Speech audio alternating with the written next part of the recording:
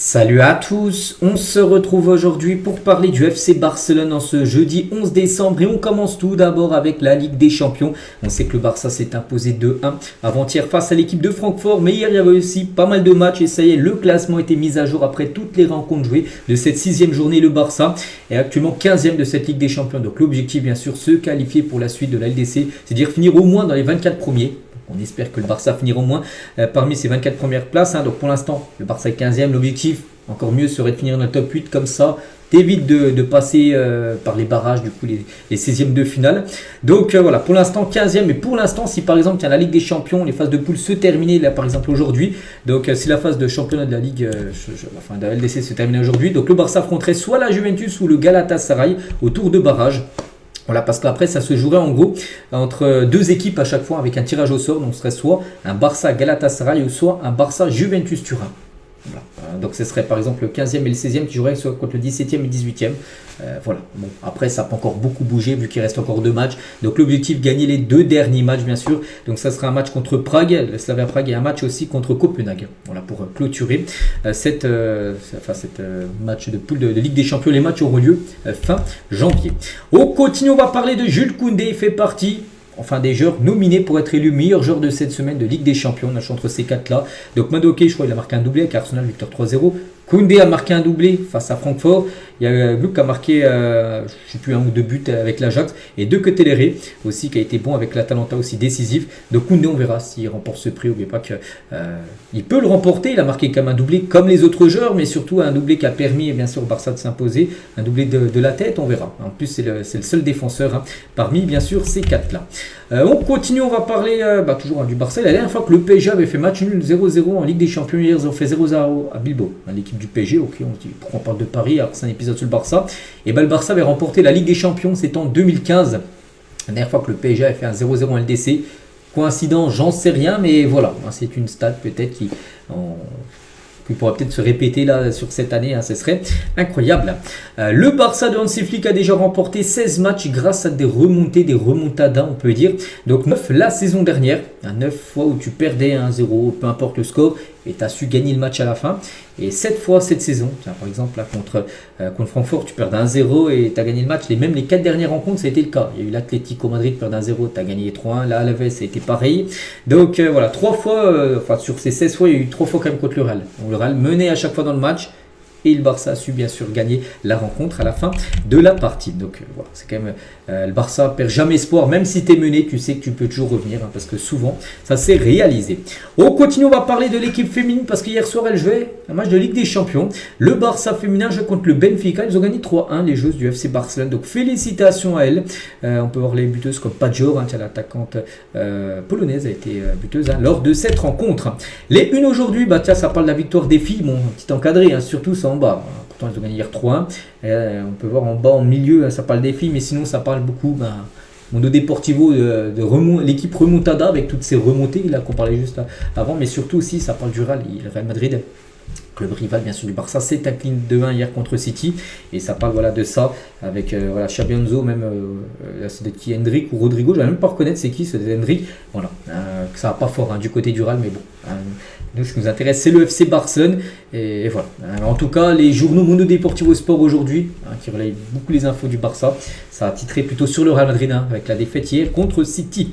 Concernant le programme des prochains matchs, bien sûr pour le FC Barcelone, donc aujourd'hui pas de match ce jeudi, donc prochain match après-demain c'est le 13, donc c'est samedi, donc 18h30 au Camp Nou de nouveau, réception de l'équipe d'Osasuna. Voilà, pour un match important, bien sûr en Liga, surtout tu as 4 points d'avance sur le Real qui jouera du coup le lendemain. C'est vrai que si le Barça s'impose samedi, tu peux prendre 7 points d'avance sur le Real. Bon, tu auras le match le lendemain à jouer, mais ça sera un déplacement compliqué à l'Aves. Donc oui, le Real Madrid peut perdre encore des points. Donc voilà, tu mettrais une grosse pression encore de nouveau sur le Real, en cas de victoire bien sûr, après-demain. Ensuite, il y aura Guadalajara, donc ça sera mardi prochain. La Coupe du Roi, 16e de finale. Et ensuite, le 21, ça sera. Le 21, ça doit être un dimanche, oui, parce que c'est le début de la CAN. Je sais que ça commence Maroc-Comore, le match d'ouverture, ça sera un dimanche. Donc voilà, dimanche 21, ce Villarreal-Barça de base qui devait se jouer à Miami. On se souvient, on a beaucoup parlé, mais du coup, il se jouera bien la Ceramica, le stade de Villarreal. Puis après, ça sera la trêve hivernale. Les joueurs partiront fêter les fêtes de fin d'année en famille, puis reviendront peut-être aux alentours du 28-29 à l'entraînement, pour préparer le match le 3, le derby face à l'Espagnol. Ensuite, il y aura Bilbao, demi-finale de Supercoupe d'Espagne, potentiellement la finale, peut-être soit affronter soit le Real, soit l'Atlético Madrid, et le Real Sociedad ensuite le 18. Voilà, et toutes les rencontres bien sûr pour les prochains matchs. Hansi Flick a donné du repos aux joueurs aujourd'hui. Il n'y a pas eu de séance d'entraînement, donc le repos c'est exactement hier. Hier, le lendemain du match, victoire de 1. Donc aujourd'hui, reprise de l'entraînement. Aujourd'hui, jeudi, retour à l'entraînement, bien sûr. Entraînement de nouveau demain, vendredi, pour préparer, bien sûr, le match. Contre Osasuna, samedi à 18h30. Des nouvelles de Lewandowski. On apprend aujourd'hui qu'il a inscrit 8 buts en 17 matchs, toutes compétitions confondues cette saison. C'est pas fou pour Lewandowski. 8 buts en 17 matchs, c'est qu'il peut faire beaucoup mieux. Par exemple, la saison dernière, juste si on compare avec la saison dernière, au bout de 17 matchs, pareil, il avait marqué 19 buts. Et là, il en a marqué 8. Moins de la moitié. Donc, voilà, c'est une saison plus compliquée, peut-être sa dernière saison C du côté du club. Des nouvelles de Dani Olmo, c'est que lors du dernier match où il avait pu jouer, c'était blessé. Il s'était blessé à l'épaule, luxation. Donc Dani Olmo, objectif être là contre l'Espagnol Barcelone le 3 janvier prochain. Donc le milieu offensif se remet bien de sa luxation de l'épaule gauche et les délais prévus pour le traitement conservateur sont respectés. Donc normalement, voilà, il devrait louper, comme j'ai dit, là, les derniers matchs. Voilà, ces trois-là. Il pourrait revenir après la trêve hivernale, la reprise de l'entraînement qui doit être fixée au 28-29 décembre. Voilà, il devrait revenir dans ces eaux-là, tout simplement. Dani Olmo. Des nouvelles aussi de Lamine Yamal. Donc, un journaliste, il a dit nous avons commencé à voir la transition de Lamine Yamal vers un poste plus central. Parce que de base, on sait que Lamine Yamal est plutôt ailier droit. Mais là, en gros, on commence à voir de plus en plus Lamine Yamal être positionné en numéro 10. Parce que là, il a pu dépanner parce que Fermin Lopez et Olmo n'étaient pas là. Donc, il a pu jouer numéro 10. On a l'impression de voir la transition.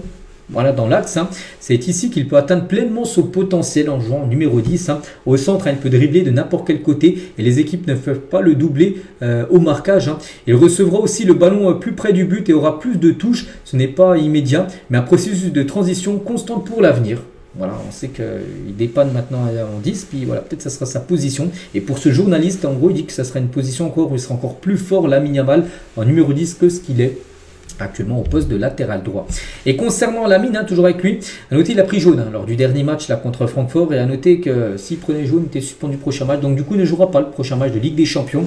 Contre le Slavia Prague, il sera suspendu. En plus c'est un déplacement en plus là-bas, donc il ne le fera pas. Il jouera du coup le dernier match contre Copenhague au Camp Nou. On continue, on va parler de Ronny Bargi, donc le département de recrutement de Barcelone a insisté pour la signature de Ronny Bargi, donc l'été dernier. Desquan a accepté l'accord à cause de son faible coût qui coûtait pas cher du tout en gros. C'était un accord gagnant pour le club et surtout Saint-Georges pour le futur, bien sûr, ce joueur Ronny Bargi qui dépanne de temps en temps, et le peu de fois qu'on a pu voir jouer, il a été plutôt convaincant, bien sûr. Ce joueur qui est plutôt un rôle, on va dire, de super sub, mais peut-être qu'il prendra un peu plus de galon, on va dire, du côté du club dans quelques années.